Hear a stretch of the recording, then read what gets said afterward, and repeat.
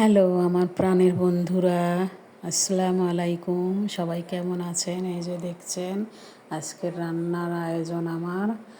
এই মাছটা সিলে কেটে নিয়ে এসেছে, গরু গোসের মতন দেখতে।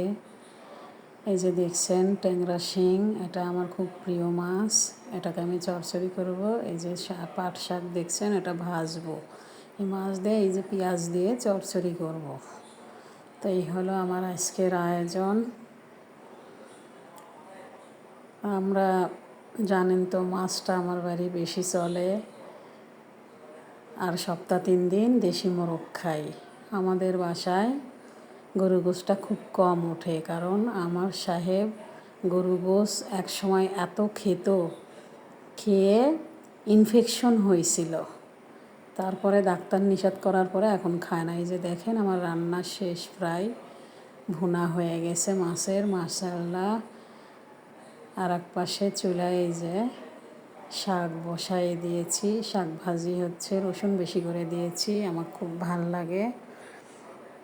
আর এক পাশে দেখেন চচ্চড়ি রান্না হচ্ছে, ট্যাংরা শিঙের পেঁয়াজ দিয়ে চচ্চড়ি। মাশাআল্লাহ, শেষের দিকেই আমার রান্না প্রায়।